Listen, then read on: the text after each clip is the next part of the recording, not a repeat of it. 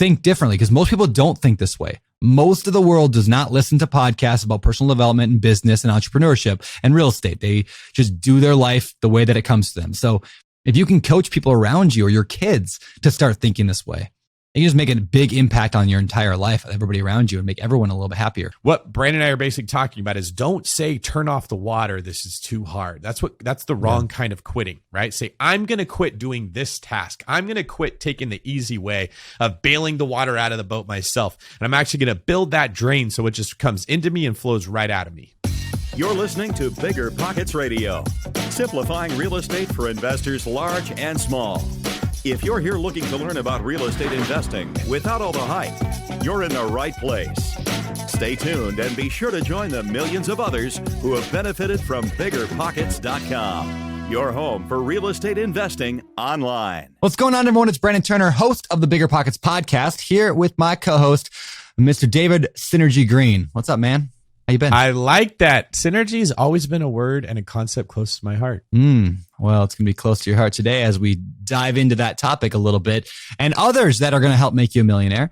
For those who did not get the memo, this is part 2 of a 2-part series on 10 or technically 11. We're going to add an 11th in there, but 10 habits or traits or things. I don't know what the word we want to use there is that have made David and I both a like multimillionaires. So it's like these are the millionaire habits that can affect anybody and anybody can put into place. In fact, I heard a guy say the other day, principles, maybe we'll call them principles, but principles are not things that you apply, but principles are things that apply themselves to you. It's like they are the universal like truths. Like it's a principle of gravity. Like you can't choose to do gravity or not. It's like it's there. It applies itself to you. And so that's what these are. I guess we'll call them principles. So that's a really good point. And I guess the people who follow principles are, a better way to put it would be, these are people that have accepted this is the way the universe works. Yes, gravity is a thing. They're not resisting the concept of gravity because it doesn't work for their specific situation. Instead, they find ways to use it and to play with it and to improve upon it or whatever to make cool things happen. Like the airplane isn't like, we're going to fight gravity. It's more like, okay, gravity exists. So how are we going to create lift? And so that's really good. Thanks, man. Well, with that, we are going to review last week's in case you didn't listen to last week's episode. It's okay. You can listen to this one and then that one, but I would recommend going back to listen to that one first, if all possible. And before we get there, though, let's get to today's quick tip. David, I've been hogging the quick tips lately. Why don't you give us a good quick tip? Today's quick tip is read the book How to Win Friends and Influence People by Dale Carnegie.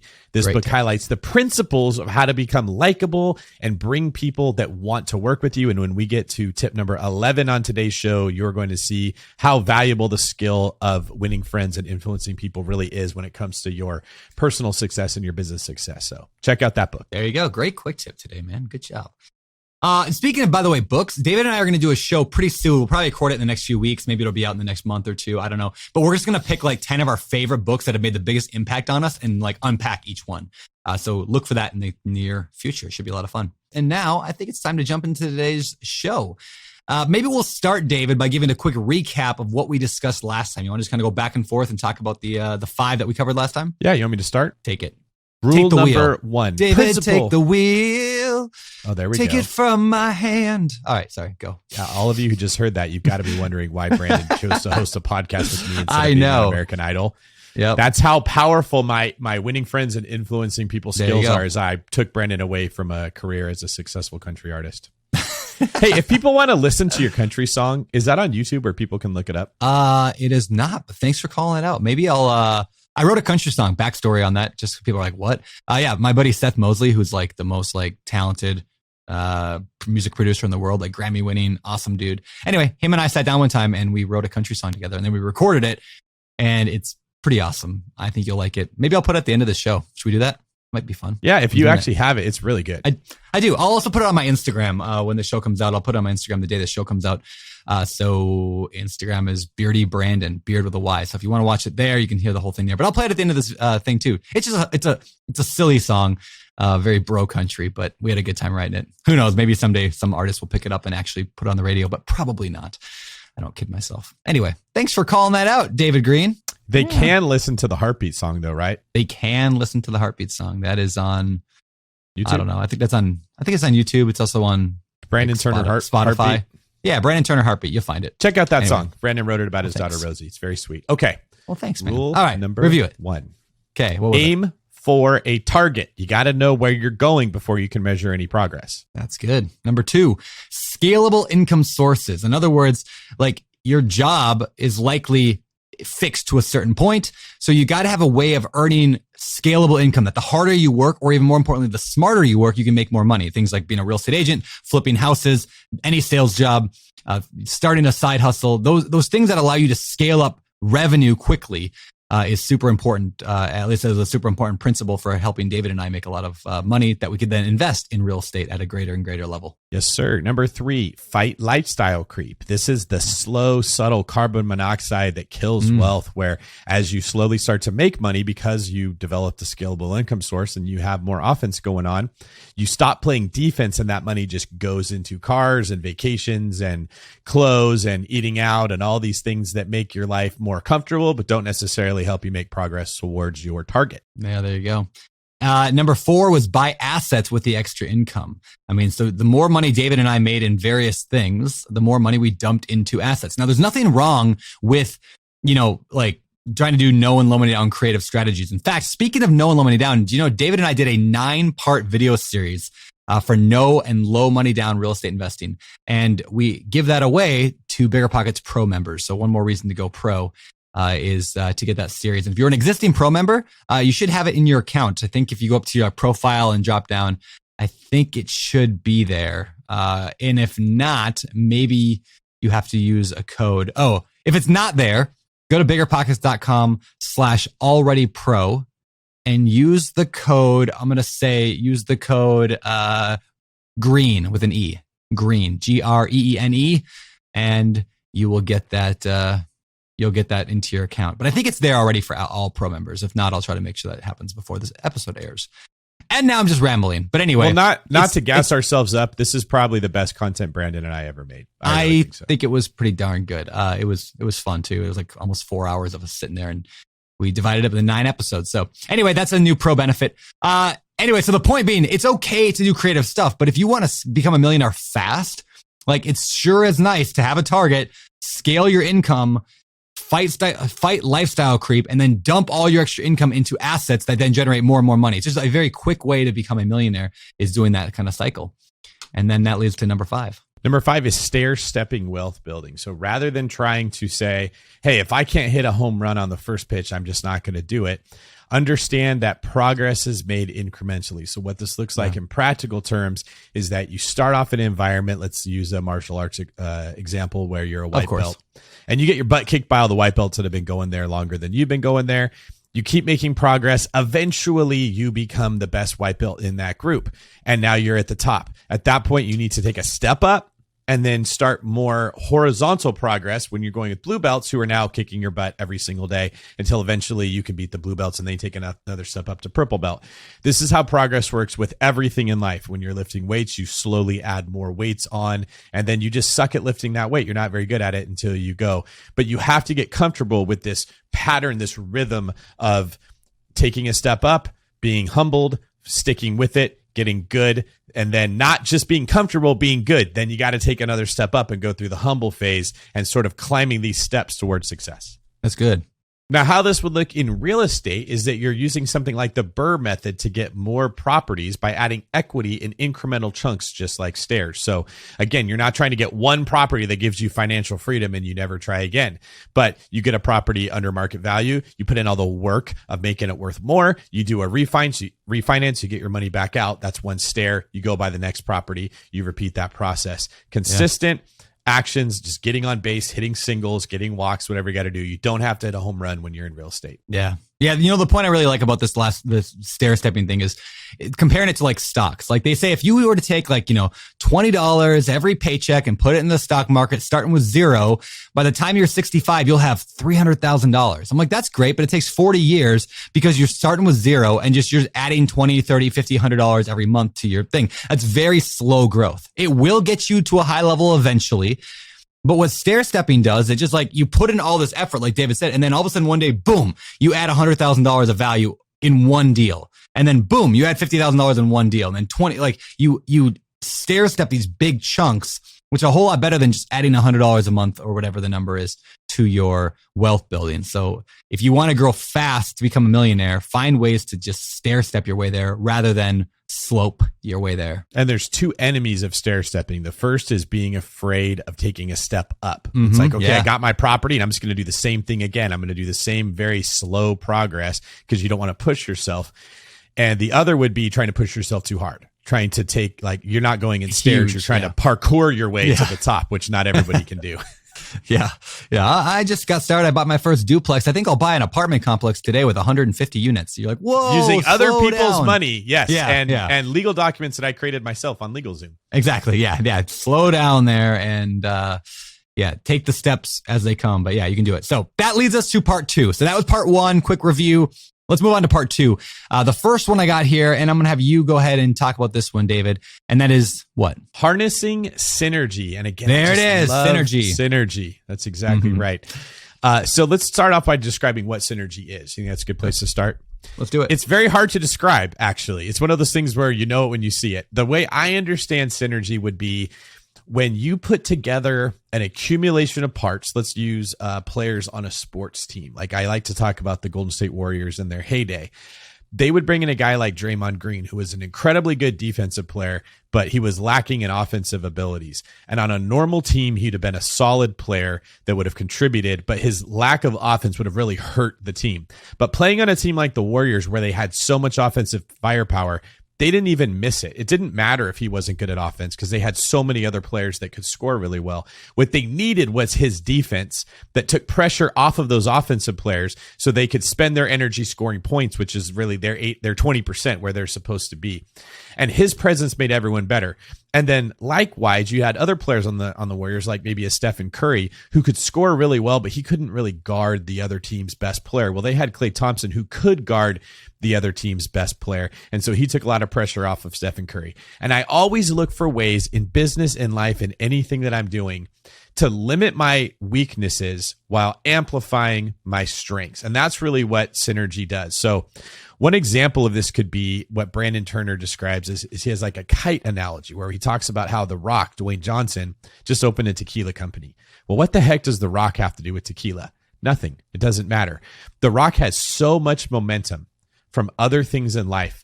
He's running so fast that if he just throws a kite up in the air, boom, it catches the wind and it flies. Whereas if I started a tequila company, I would have to start off running from a dead stop and build up a lot of speed and then keep going for a very long time before I got the resistance that was needed to get the kite up there. The Rock is using the momentum he has and the synergy that creates to launch a tequila company because he's already got the marketing down and he's got the press down and all the most difficult things. Well, I'll give a real life example. So in my life, I don't know, this is now 5-6 years ago. Y'all probably remember this because I probably talked about it on the podcast. But I started I wanted to start some kind of e-commerce business with my little brother because my brother was looking for a way to make more money. And I said, let's do an Amazon business together. So we were going to sell first actually kites, like let's go fly a kite, that kind of kite. And then we changed it to wooden sunglasses. We were going to sell these sunglasses that were like wooden on the outside. They float. They look super cool. I really loved them. They were great. But I had zero momentum in kite selling, like, or wooden sunglasses selling. I had no momentum in either one, nor did I have a lot of interest in it. In other words, there was zero synergy. So on my quest to become a millionaire, I started at 0 miles per hour in that world. Where instead, now fast forward a few years, I started Open Door Capital, which is my, commercial real estate, apartments, mobile home park company. Now that thing went from 0 to 100 very quickly because I didn't start at 0. I started with already tons of knowledge and experience in real estate. And I had this massive Instagram following and I have this podcast that people listen to. So in other words, the synergy shows that like, if I want to become a millionaire through some business line, I should not have done kites or wooden sunglasses. I should have done real estate, commercial real estate to be able to do that. So David, another example. So David, you have a mortgage business now. Explain how that like is a synergistic business model versus a distraction. I can show you how that became part of an ecosystem that was dependent on synergy. So when I was a police officer and I knew I wanted to step away from that and get into something else, I didn't go buy a restaurant. I didn't go start a DoorDash tech company. I said, hey, I own a lot of rental properties. People know me as an investor. I will get my license and be a real estate agent. Yeah. So that business took off way faster for me because most agents have to learn real estate. They have to learn sales, and then they have to learn their actual job of being a fiduciary.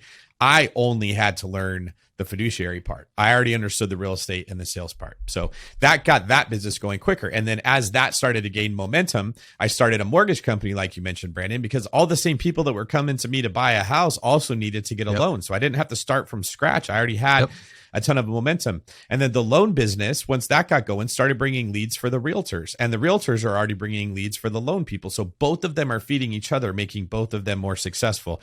That's really the way you want synergy to work. And now I just systematically add pieces to that ecosystem, like an escrow company, and I'll have a construction company, and I'll probably start a real estate fund at a certain point. And I'm always looking to say, okay, if I bring this business into the ecosystem, how is it going to feed all the other businesses as well as be fed by them? Yeah. That's cool. Yeah. The ecosystem model is super cool. It reminds me of like Apple, right? So like Apple has the phone and the computer and the iPad, like it's all this ecosystem. And once you get in one, it makes everything else easier. And so they're not selling insurance. Like they're not selling, condos down in Miami, right? Apple knows what they're doing, and they add products, but it's in an ecosystem. So to put this in a tangible thing, let's say you're an insurance salesman. That's what you do for a living. You do insurance. And then you want to stop that and just go do commercial real estate.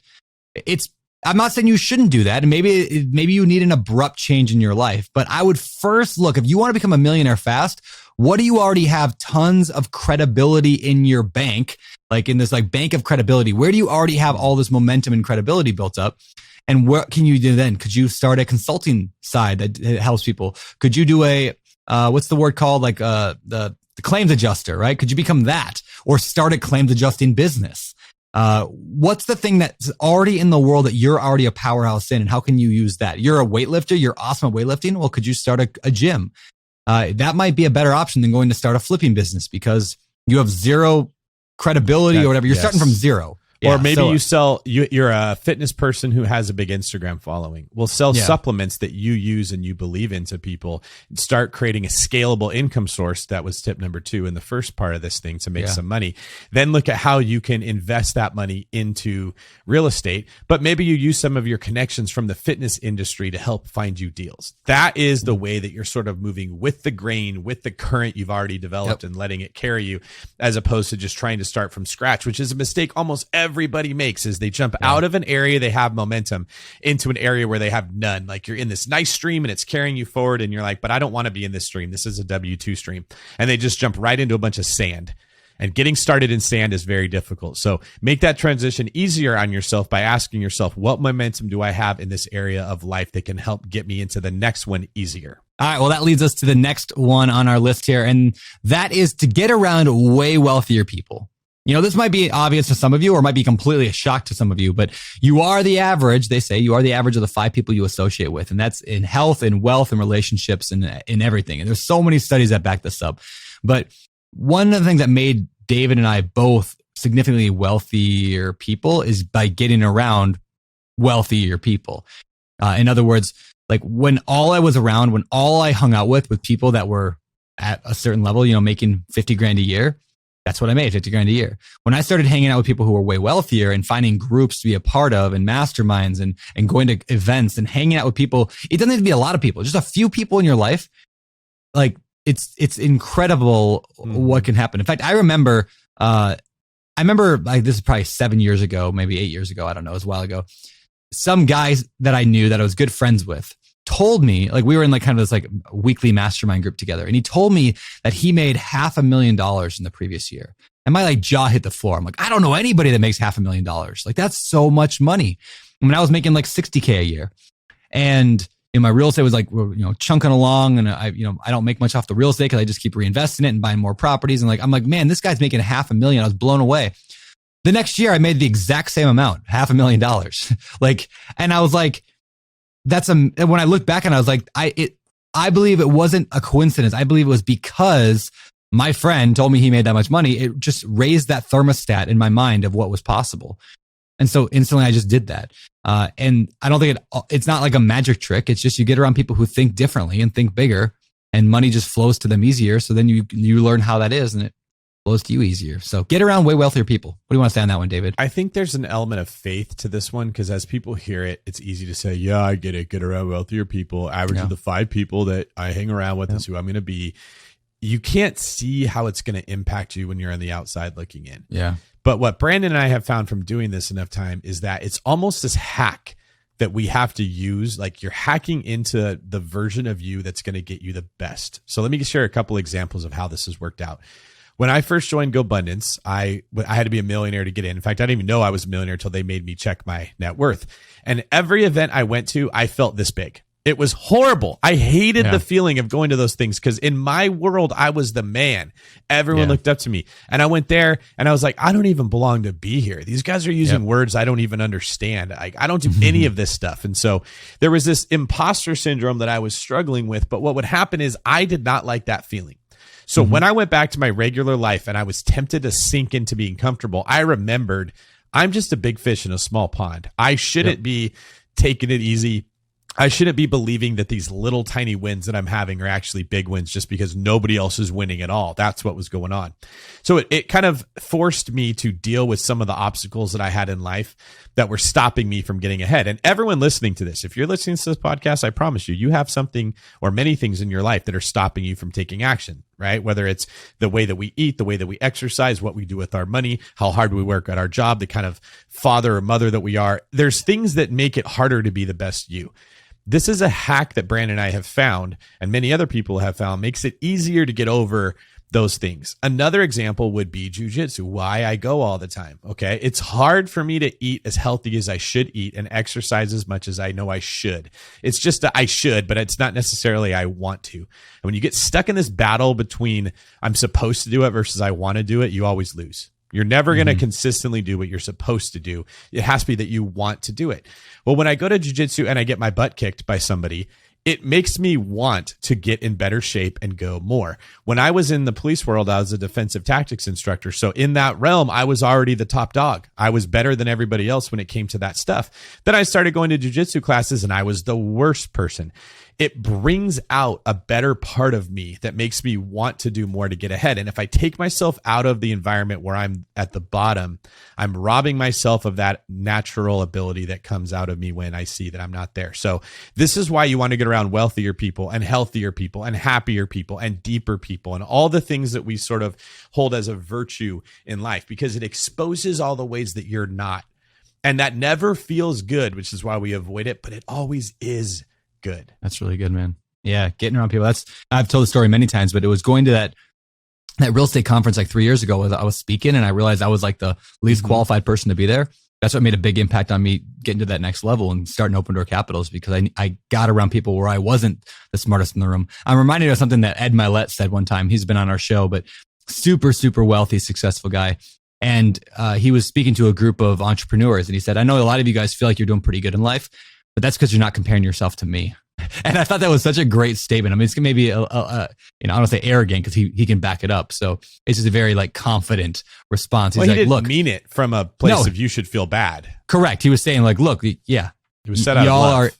You're all the biggest people in your world because you're the boss. You're the one in charge. And so because of that, it's slowing you down. He's like, but stop comparing yourself to your employees and start comparing yourselves to me or to people that are even, above what I'm doing. And like, then you're not going to feel so cocky that you're the man. And it's not about you have to make more money than someone above you. Okay. That's not what we're saying. If that's your goal, sure. It's more the principle in general, like wealth in general. Wealth comes in different ways. One of the ways is more finances, more financial freedom, but it also could come from the way that you make your money. You might make your money with less work. You might make your money in a way that you enjoy more. You might have like you might be wealthier in your relationships. You're just a more fun person to be around. That's one of my favorite things about Brandon is you're never around him and you don't feel good about yourself. He's very wealthy when it comes to relationships. So don't hear this and think, well, when would it ever end? It's never enough. If I have as much money as Ed Milet, I need to make more. No, if you're happy with your money, congratulations. But that doesn't mean that you should be happy with where you are as a person. It's okay to be striving to be a more service-oriented person, to think about yourself less and others more. And you got to get around other people who do that better than you do if you want to increase in those ways. Yeah, I love getting around people right now that are like super, like they don't even care about money. They're just like super giving. Like, how do I create this nonprofit or do this thing? Because I'm like, that's something I'm not real great at in life. So the more I get around those people, the wealthier I become in my giving. And so, yeah, get around people who are way wealthier than you, and you'll naturally rise to their level. That was tip number 7. Oh, by the way, keep an eye out in the near future. BiggerPockets, I mentioned this, I think, last time, but BiggerPockets is hopefully starting up a kind of a new high level club, we'll call it. And more information on that in the coming months. But we're putting together some pieces that are going to be kind of cool for that. So keep an eye out. That's the goal of that, is to get people who are high level, or at least want to be high level, together more frequently to be able to do some cool stuff. So I'm excited for that. Anyway, moving on. Number 8, David. Number 8, committing to quitting. Now that sounds terrible. So Brandon, why don't you identify what we're actually talking about there? Yeah, I once heard a billionaire say that the secret to his success was being a quitter. He's a quitter. And the interviewer asked, well, what do you mean by that? And he said, well, everything I do in life, I find a way to quit it. And I remember that made such a huge impact on me a few years ago when I first heard that. And I've even said it on the show before, because it's such an impactful statement. Is every single thing that crosses his plate that he tries to do, he finds a way to quit it. And I do the same thing today. Almost ever since saying that, everything that I do now, I'm like, how do I not do that? How do I make sure somebody else does that? Hey, does that. How can I never do that again? And there are things that I'm going to always want to do. I always want to invest in my team and the people that are with me and my family. Obviously, we're talking about, like, if I'm sitting there signing documents for something, I'm like, hey, I need to sign documents, but do I always have to sign documents? How do I get to a point where I don't have to sign documents and like sign for 35 minutes every week, all these papers? And asking that question, you're like, oh, well, what if I had this person or this level or this thing? And that mentality of quitting, of being a quitter, and committing to that process of outsourcing and knowing that your dollar per hour that you're earning, like every task you do has a dollar per hour attached to it. Knowing that and continually striving for higher and higher dollar per hour tasks is one of the key principles to becoming wealthy. This is the way that I describe it to the people that are working on my team. Let me see if I can get this a little better. Nope, probably not going to work super great. So if you can tell on YouTube, I'm holding up a picture that would represent buckets. Okay, so that top bucket is where the workflow goes in. And if there's no way for that bucket to drain and the work to go to somewhere else, the bucket overflows. And when you get overflow is when you feel stressed out, depressed, you don't like your job. Maybe that's what you're feeling right now at the W-2 job you have. That's the problem when there's nowhere for the bucket to drain. And then you'll turn off the spigot. And so you won't have more opportunity, more wealth, more things coming in your direction. That's good. The problem though is that when you turn off the spigot, then you're still not happy with life because you don't have enough, right? So you're always in this place of I'm overwhelmed or I'm hungry. It's very hard to find balance. The key is you put a drain at the bottom of that bucket that flows into a bucket that's underneath you. Okay. And that would be the person that you leverage the work onto. Now, that person, if you get the right one, should be happy to be there because what they want is more water coming into their world, more opportunity, more knowledge, more revenue, more things that would benefit them. And then when their bucket gets full, they got to build a drain to go to the next person. Now, there's the first way to mess this up that I mentioned was that you don't actually put water into the bucket. That's a problem. Well, the next is that the drain doesn't work. This is the skill we're talking about, is leveraging onto other people. It's literally creating the drain between you and the bucket underneath you that takes time. You got to get the right bucket. They got to have the right skills. They have to be driven. They have to want the water, right? Like if they stop draining, then their bucket overflows and you're back in the same place. That connection between you and the person on your team that you're pouring into is the drain. And that is a skill that you have to build. And so what we're talking about is being committed to actually building that drain from you to the next person. Now, if you get good at this, you create this entire sewer system. I guess sewer is not the best analogy because that sounds like it's full of bad things, right? But you create this entire drainage system where everybody's getting the water. Everyone is sharing in what's going on. You have this velocity of money that's flowing through everyone and they're all winning. So what this looks like as a realtor on my team, if I just give them 1 or 2 deals a year and they got to figure out how to do it, that's all that they ever learn. But if I put their bucket underneath other buckets where 100 deals a year are flowing, they are learning 50 times faster than the people who are only getting 2 deals a year. Now they got to pull their weight. They have to be good at what they do.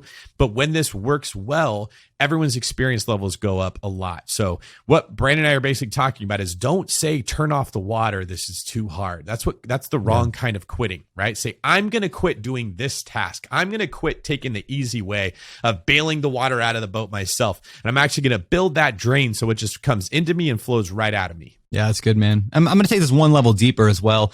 This doesn't apply to everybody necessarily, but I think at some point it will apply to everybody. And that is, at some level of your business, you are not just worrying about like outsourcing your tasks, but you also need to teach your team how to like add a plug or, like add a drain to their bucket as well.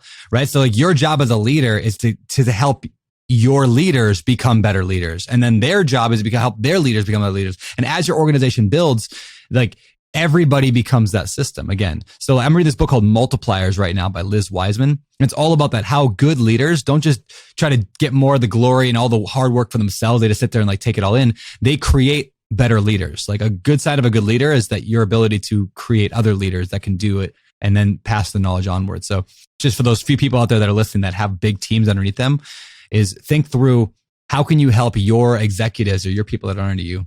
How can you help them as well reach that? And maybe this, even to a point of like husband, wife, like maybe you're looking at your spouse and saying, wow, they are just overwhelmed.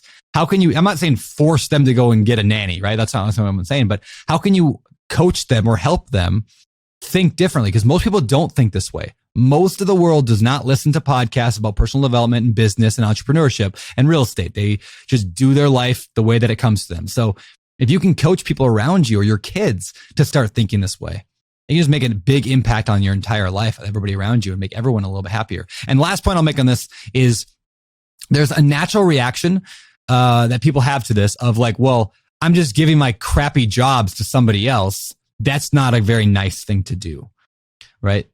But the thing you have to remember, if that's your natural reaction, is like, I don't want to give like that crappy job to somebody else. Like that's how they're putting food on their table. They want that stuff. In fact, every job exists because an entrepreneur didn't want to do it anymore. Every job, every single job that exists is because an entrepreneur didn't want to do it anymore. Mm-hmm. And I use the word entrepreneur, meaning anybody that's like, running some kind of a team or whatever, even if it's an entrepreneur. And so like everything. So don't think of it as a negative. Think of it as a positive. You're helping people put food on their table, helping them feed their families, helping them develop new skills. And if they don't like that task long term because it's annoying, great. Give them the ability to rise out of that to get to a higher level so that they can bring in somebody who's at that level to work that job. So that's exactly what I've found is the easy road is to say, I am overwhelmed. This is too hard. Somebody come help me. Okay. That's what you see when someone just complains. I'm overworked. That's a common thing that everyone will say. That's basically a latent way of saying it is, I don't want to take responsibility for the fact that I am overworked or I am stressed or I can't keep up. Somebody else come fix this. If you learn the skill of creating the drain from your bucket into someone else, like let's say in Open Door Capital, Mike is the person that deals with investor relations. Let's say Mike gets so good at his job that he's actually helping to raise money for Open Door Capital. He's bringing in his own investors that are like, I want to invest here. Now Mike is torn between, I got new people coming in and I'm trying to keep the people we already have happy. I can't keep up. Mike's not going to complain that Brandon gave him the part of the job Brandon didn't like. He's going to be thrilled that he now can go hire a person to replace him as the investor relations guy. And Mike steps up a tier in this bucket system to get to the point where he's bringing in more money and he got himself a raise and he got himself new skills and he gets a bigger piece of the pie and he's better off. Now we created a new opportunity for a new Mike Williams to be able to do the same thing. That's the healthy way to look at capitalistic opportunity. The unhealthy way is to complain. It's funny that you actually bring up that example because that's exactly what happened actually. Oh, really? So Mike got so overwhelmed with people. I mean, Mike's working 100-hour work weeks. We have 600 investors now in Open Door Capital who have invested, like accredited investors who have invested. We have almost 10,000 accredited investors on our email list. Like he's so got overwhelmed because of how successful he was at what he's doing that like he was just working so many hours. So it goes back to like then my job as the leader was to help him become a leader and to become like to drill some holes in his bucket. And so now he's done that. Now we have 2 team members that work underneath him and they are so excited to be part of what we're doing now. Like they're just so happy to be I just get on the calls with them and they're just like, this is the best thing ever. Cause they're like on a team call with like Open Door Capital. And Mike is like, he said it today to me. He's like, it just feels like a pressure relief valve, like on a water heater. It just went, and all of a sudden he could breathe again. And what's cool is, Mike can breathe again. He can handle more, we're talking to more people. And now we can bring in a lot more investors, a lot more accredited investors, but it also made Mike a better leader. That's going to help him the rest of his life. So yeah, this is how it should work. And it feels really good when you get there. And it's fun to be able to see that in an organization. So yeah, quit. That's your job today. Quit. Find something that you no longer want to do. It might be at the beginning right now. It might be mowing your lawn, changing your oil. In fact, right now, one of my team members went and just picked up my truck and they're taking it to the oil change place. I could change my oil. It's put to the truck. It's super easy. I can lay underneath it. I don't even need, ramps. I'm not going to do that though. I'd rather pay $50 to have somebody else do it. And so I can record a podcast and help thousands of people. Right. And like, that's my thing there. So anyway, be committed to quitting, become a quitter, and you're going to be much more successful in life. One last point on that I'll make, and then we'll move on. There's a great book out there called 80/20 Sales and Marketing by a guy named Perry Marshall. We actually had Perry on the show today, before, not today. We've had him on the show before. I don't know what episode number. You can just Google Perry Marshall, BiggerPockets. You'll find it.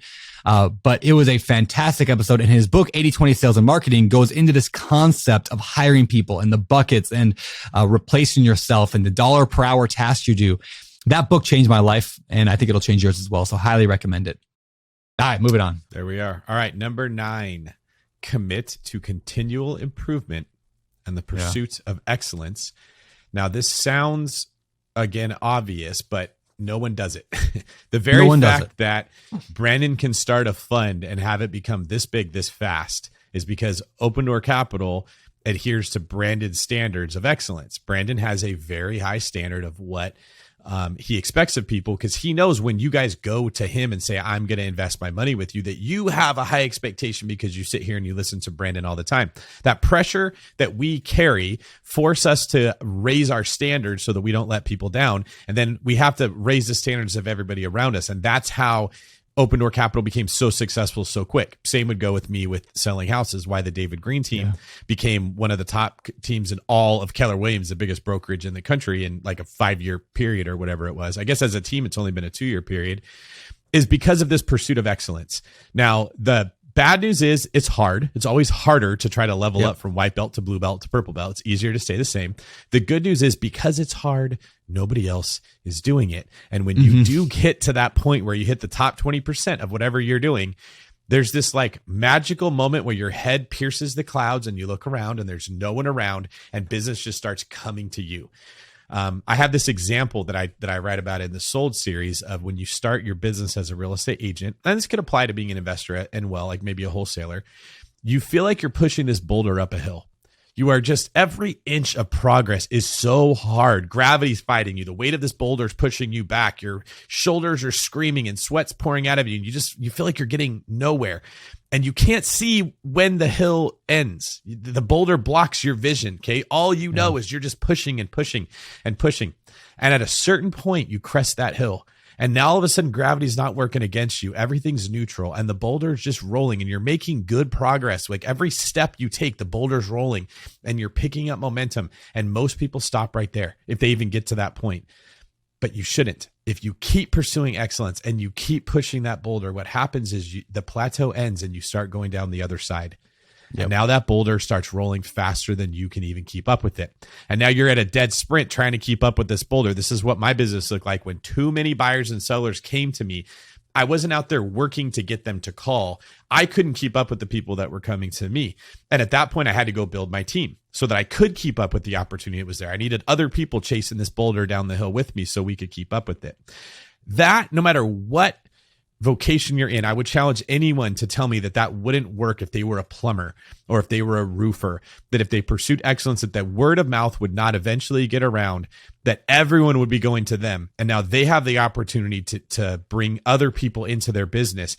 But it's the pursuit of excellence that makes that possible. And you rob yourself of that huge win when you look for the shortcut, the easy way out, the hack that gets you money without having to work hard, where you try to become successful at anything, including finances, without pursuing excellence. That's so good, man. Yeah. There's a phrase that I want everyone to ask themselves or just say over and over and over and over and over in every piece of your business. It's 5 words that will change your life. Very simple, but 5 words. It is, what can we do better? People who are excellent at things, they ask themselves that over and over and over, because in the beginning, we all suck at everything and most people will just live there. but ask yourself, what can we do better? In fact, when it comes to like, for example, property management, like one of the reasons that we are really good, like when I say we, in this case, I'll talk about my wife and I, we were very good at managing tenants. Like, we don't have many that we do on our own anymore. We've got the huge open door capital and this big machine. And I'm building what'll probably become the largest property management company in America. At least that's my hope. Like, but on an individual small little level, like when we had just 20 or 30 tenants, we were so good because in every single situation, Heather and I would look at each other and go, what could we do better? So we take a phone call. What could we do better on this phone call next time? Could we have a better greeting when we answer the phone? What could we do better about signing the lease? And it's a continual, never stopping, never ending, relentless pursuit of excellence and always asking that, never being saying, yeah, we're good enough. It's good enough. I mean, everything. It's how you do anything is how you do everything, right? What's our marketing look like? Is our logo good enough? And you don't want to get caught up on the details and spend all your time on little stuff like that. But at the same time, like how you do anything is how you do everything. So ask yourself, how can we do better? In fact, every podcast episode I have ever done in the last 9 years of being here on the BiggerPockets podcast episode, the first half of that was Josh and I. Every time we'd get done with a show, Josh and I would say, hey, what went wrong? What can we do better? And then David, now you and I, every time we get done, we're like, yeah, what can we do better? And it's this continual pursuit because you're never happy with where you're at. So if you take one tip, I think, from this entire list of 10, and maybe you said that last time with some of these, but if you really did one thing and just continually improved and pursued excellence, like you're going to become a millionaire because nobody does this. Everyone just settles in at where they're at and they call themselves good enough and they say, yeah, we're fine. I don't need to do anything better. Pursue excellence. Hey, I'll add one more thing on this. A consultant, we have a consultant who helps us with like EOS, which is our operating system at Open Door Capital. He asked the question that was really good, and I'll ask it to all of you. What have you stopped doing? What have you stopped doing that helped you get to where you are? In other words, like when you're young and in a business and you're just eager and all excited, there were things that you did that were really cool and different that were awesome. What have you stopped doing now that you're bigger? And that, again, doesn't necessarily apply to everybody here, but some of you, it does apply that you go like, oh yeah, I used to do this one thing and people thought that was so cool, but then, I don't really do it anymore. Mm-hmm. So David, is there anything in your real estate business? You don't have to answer this, but anything in your real estate business that you used to do that you've now stopped doing because you just got busy, but it helped you get to where you are? Or in your investing, anything that you used to do that you stopped doing because you just got busy? That's the question I would encourage everyone to ask themselves. And you have to fall in love with the process of becoming great. Like I was saying earlier, true. If it's just something you're supposed to do, you won't do it. If it's something you want to do, you will. So when you look at the people that have accomplished great things, like a David Goggins, he loves the process of pushing himself. So again, I'll tie this back. It's not about, I need more money. If you have enough money, that is great. There's other ways to become great. There's other ways to commit to improvement. You can be making a lot of money, but you're making it in a hard way that wears you out, that takes you away from your family. Can you improve the way that you're making your money? Can you improve the business you have, that you have enough money? Well, how do you make more opportunity for other people to come into the world that you created, the ecosystem that you created, and do better? There's something very addicting about committing to this process of self-improvement and seeing the progress that you're making as you go. And I think the reason I love it is it forces you to become a servant of other people.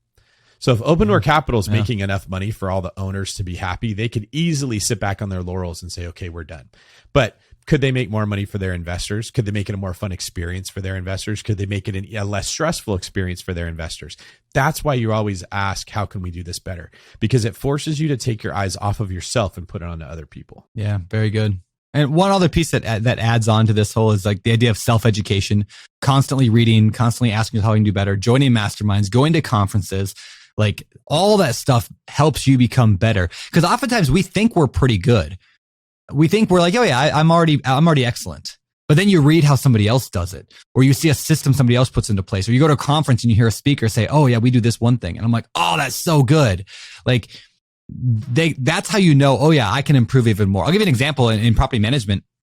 I once heard Steve Rosenberg, who's been on the show before, and he's one of the speakers at BPCon this year. Steve mentioned how his company, his property management company, would donate meals to a local, local charity, like a local like food shelf or whatever. They donate meals every time they did a showing. And they would then send a letter or a phone call to the person who came to do the showing, for a rental unit and say, hey, just so you know, we donated a meal in your name to this, to the food pantry or whatever. And it's such a cool little, it doesn't cost much money. It's a few dollars, but it made such an impact to that community and helped people, but it also made them look really good. And it made every showing, like, people were like, wow, I did really good just by showing up here today. So anyway, that was like a spot that was like, we pursued, that he did a better job than I did. So now that we're working on implementing some things like that in our business because we wanted to pursue excellence, we're asking, how can we do better? That's one way to do it. Anything you want to add on that, David, or should we move on to number 10? No, let's get on to number 10 here. All right. The last one that we added here, and this really does help you become a millionaire, even though it might not sound like it. And that is to, along the journey, give back. Well, I often use the analogy that we're not free falling off a cliff when you get into real estate or you're trying to build wealth or be an entrepreneur. You're not just free falling. You are on a hike. You're on a journey, a path. And it's generally a very well-worn path, especially if you're in real estate. There's millions of people who have become millionaires through real estate. You're on a very well-worn path. But what that means is that there are a lot of people ahead of you and there are a lot of people behind you on that path. We're all on this exact same journey. You, me, David, everybody, we're all on the same journey, on the same path. But we're like this group of friends on a hike. And so one way that you become a millionaire faster is by helping people behind you. And that seems almost counterintuitive. Why would you waste your time helping people and giving back? It's because, well, for whatever reason, but it does. I mean, the scientific studies have shown that. Like they've done studies that show when you donate money, when you donate your time, that actually makes you wealthier.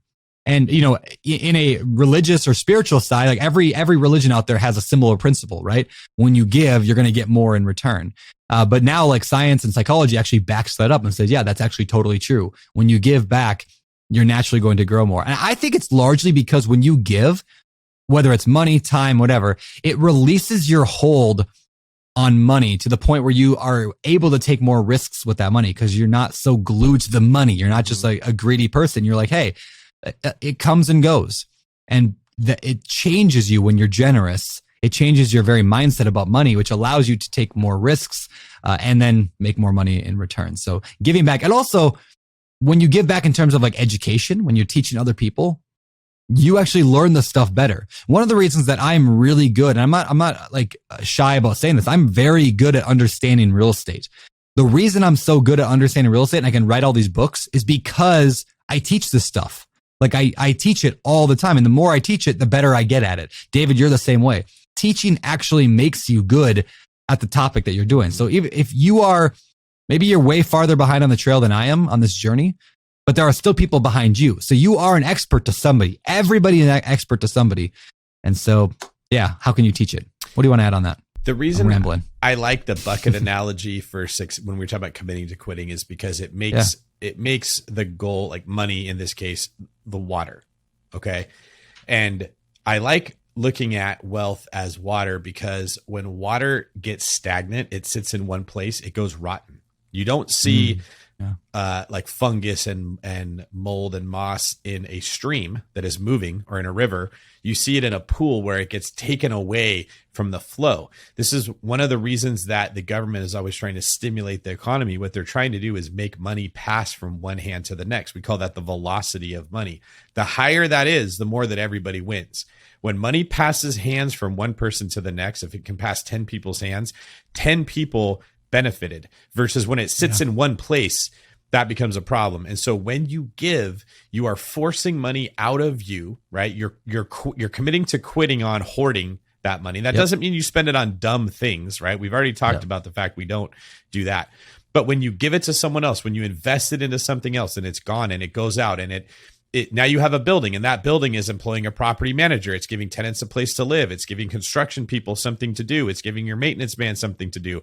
It's using energy. So now your money is passing hands into whoever the utility provider is that you have and all the employees that work there. Like, you see, this whole world that we live in only makes sense when money moves. You just want to move it into good channels. And so when you give back, it, like you said, Brandon, it forces you to release that money. It gets it out of this pool of stagnant that just sits there and goes bad. It flows into something better, and then more money can flow into you because now you have more room. There you go, man.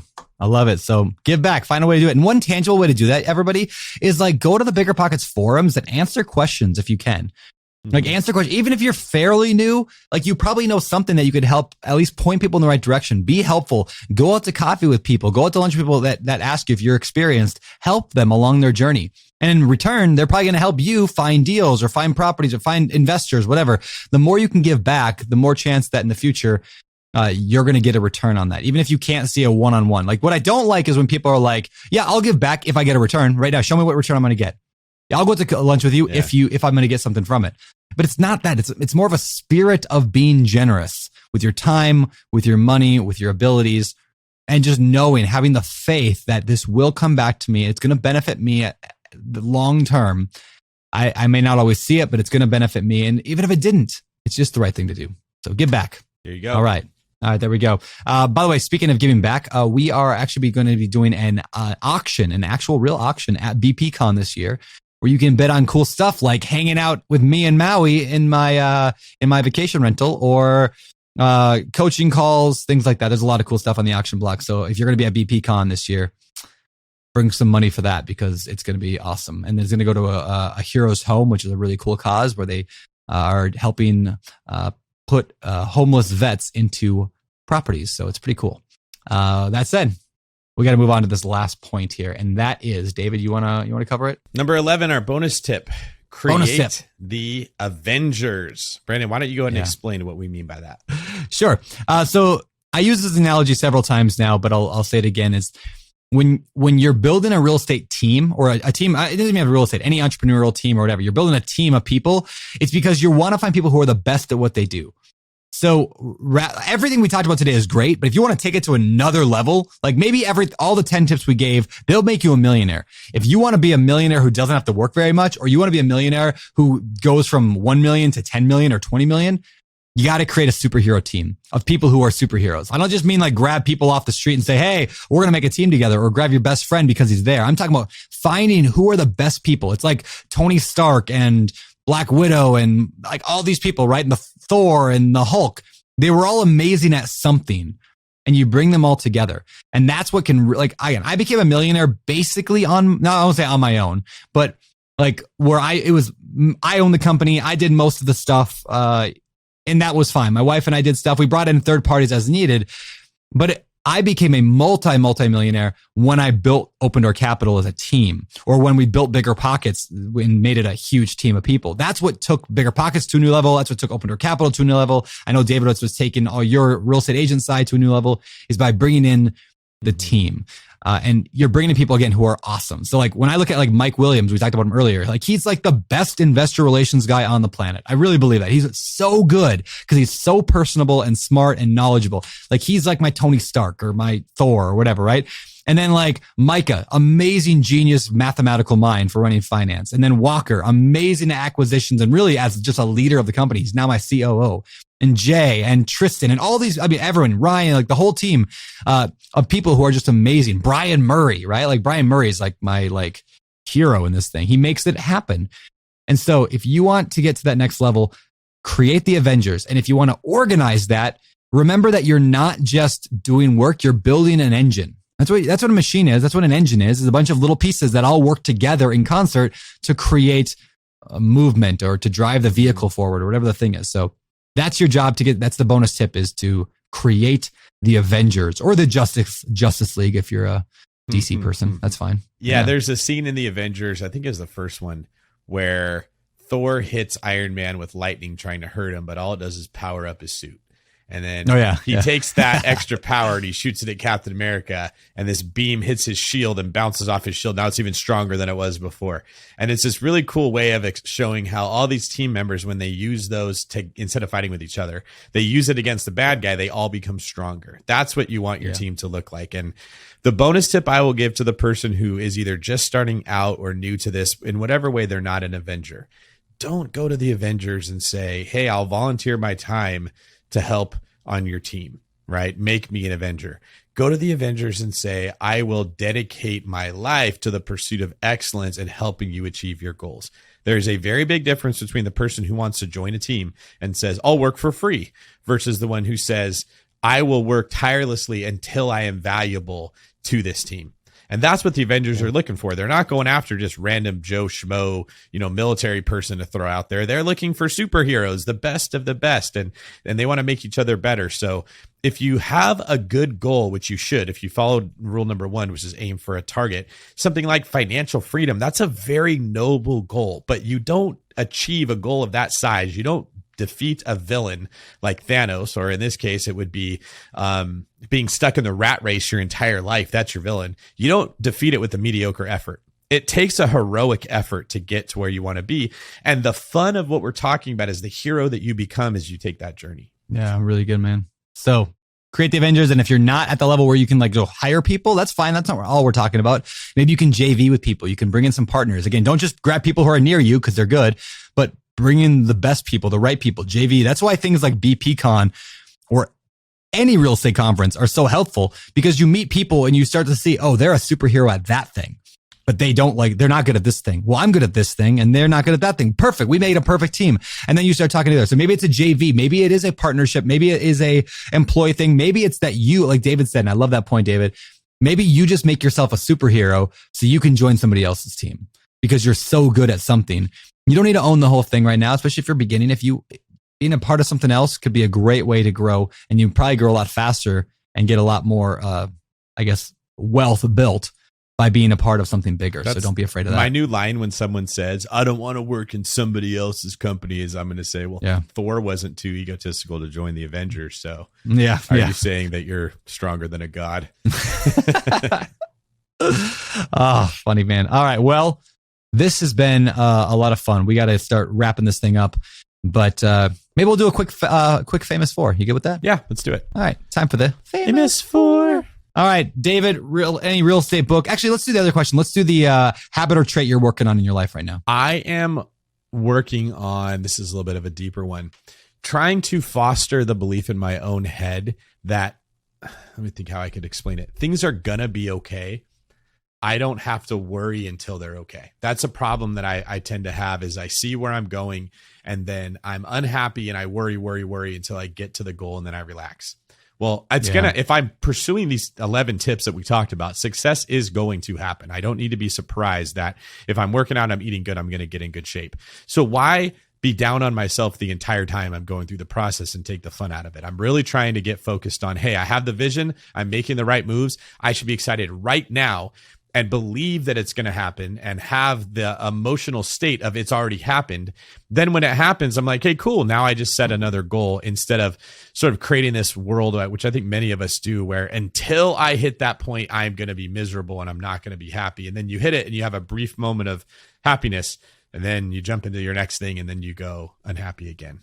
How about you? Well, I was way deeper. I was just going to say, I'm trying to get taller, but now I got to come up with something better. All right. Now I am working on, and this will relate to the book I'm about to mention in a minute, but I am working on drastically doing less, like trying to do less. I'm just, my days are just too packed right now, and it's affecting my family life in not in a terrible way. I'm not saying like my wife hates me. It's just like, I find myself working from like 8 to 5. Like, and I'm like, what am I doing? Like, and it's because I'm doing 40 different things all at once, and each one requires an hour a week. And I'm like, well, there goes 40 hours. I'm like, I didn't move to Hawaii and to work 40 hours. So I'm working on decreasing the amount of things that I do. So you're committing to quitting. I'm committing to quitting. And even part of that is like this idea of like, you're going to hear more of like David, a little bit more of David doing more solo shows, like just him talking, like the Seeing Greene episodes. You're probably going to hear more of that because we want to do more and more episodes of the podcast, but I don't want to do 3 podcasts a week, 4 podcasts a week, 5 a week.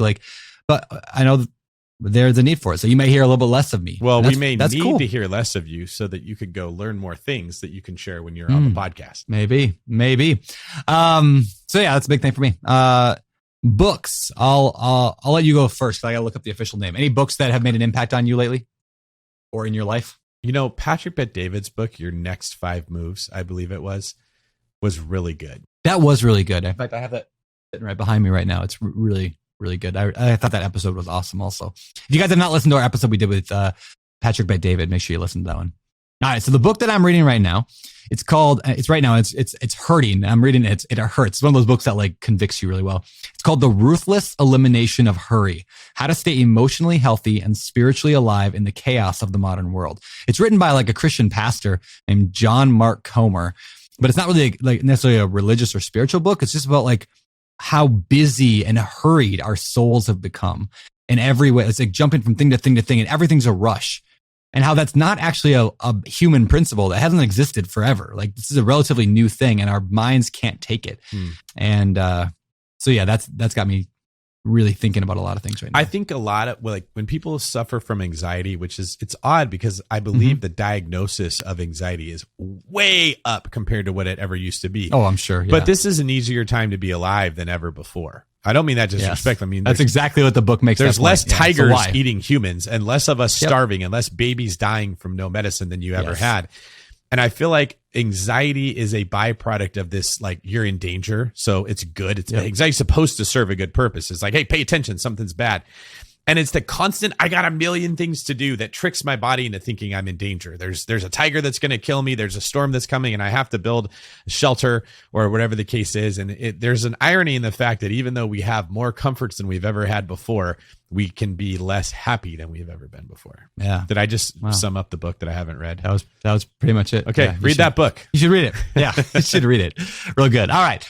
Next one, hobbies. What have you been doing lately for a hobby? Jiu-jitsu. I'm trying. So I'm in this stage where, you and I had a discussion. I think we even did it on a podcast where we talked about like these 3 stages of success. I'm trying to remember who the guest was, but it starts off where you're like passionate and you have this gift where you just love it. And it's all you want to talk about. It's all you want to do. And then you go through the trench where it's just like you get no results and you get your butt kicked every day and it's miserable and you just plod your way through the trench. And then finally you arrive on the other end if you keep going of success. There's these 3 stages. So we see this when someone gets into something and all they do is talk about it nonstop. It's kind of how you and I are with Brazilian Jiu-Jitsu because we're in that new phase, right? And what we're trying to do is develop habits that will get us through the trench. When it's no longer exciting, it's no longer fun, it just sucks of continually realizing you're not that good. So what I'm doing right now is I'm trying to set up a system while it's fun where I do this 4 times a week. And I've decided if I can't roll with somebody, I will just do exercises that will help me like practice the movements of what we're getting into so that I set this tone of 4 days a week. This is what I'm doing so that when I hit the trench, these habits are established. And I have like a healthy process to get me through the trench. Rather, if I don't do that, I know what'll happen is 6 months later, I'll lose interest. It'll just die off. That's it. That's it, man. What about you? Well, I'm the exact same answer. I'm yeah. just gonna say the same thing. Yeah, really. So it's hard. Yeah. We have to be this committed to it. Yeah, definitely. Yeah, because I would love to keep progressing from a white belt onwards. So jiu-jitsu, that's my thing. All right, last question. What are you seeing lately? What separates successful people from those who give up, fail, or never get started, David? I think right now, with the economy doing as well as it has, and I know we just went through COVID, there's a lot of people that are not doing well. I'm not talking about individual people, but overall, the economy shouldn't, I don't think, be this strong considering what we just came out of, right? We've printed a lot of money that have made things go well. And it's there's this phrase in sports that something like the best deodorant is winning. So you get a team with like a lot of bad attitudes and a lot of like fundamental problems, but if they keep winning, everyone just goes along with it until they finally start to lose, and that's when the whole team falls apart. Yeah. I think in a lot of ways that's happening with our economy, where there's a lot of businesses that are existing on venture capitalist funds that are not profitable, that won't be in business in a couple years. And so to me, the trait that makes somebody successful is having the ability to recognize, like, I'm in a grace period right now. This is not always going to be this easy for me. It's not always, money's not going to flow this well. So I'm using this opportunity to grow my skills, make smart investments, save my money, make good decisions, not just assume money is always going to be flowing in, versus the people that are like, hey, it's a party. The wine's flowing. Have a good time. Don't worry about it. Because eventually that party ends. And those are the people that are left hungry. Yeah, that's really good, man. I'm going to give a more cop-out answer. It's going to be, I think the thing that separates people is they do the 10 and a half things we mentioned on these 2 podcasts. But here's the key. They do it long enough to see the results. Like I call it like consistent persistence. Like if they just do the right things that we talked about today and they do it once or twice, they're never going to see the results they want. It's if they do it over the long haul. I've said this before. I'll say it again. Josh Dorkin is probably the best entrepreneur I have ever known in my life, because Josh stuck with BiggerPockets. He's, the founder of BiggerPockets. And I say he's a genius because he stuck with it for years without seeing results. And that's why Josh is such a success, is because he stuck with it long enough. He's that guy that pushed the boulder And just kept pushing. He just kept pushing it. And even though everyone's like, this is stupid, you're not making any money, he like just kept pushing it and kept pushing it. That pig-headed determination. And I mean that in a good way. It's huge. Yeah, that's it. All right, everyone. Thank you so much for listening to the show. Quick recap of the 10. Let me just say what they are in case you're taking notes. Number 1, aim for a target. Number 2, scalable income. Number 3, fight lifestyle creep. Number 4, buy assets with the extra income. Number 5, stair-step your way to wealth. Number 6, harness synergy. Number 7, get around way wealthier people. Number 8, committing to quitting. Number 9, continual improvement and pursue excellence. And number 10, give back. With the bonus being the kind of the multiplier here is create the Avengers, build a team and a system and a machine that can take you to new heights.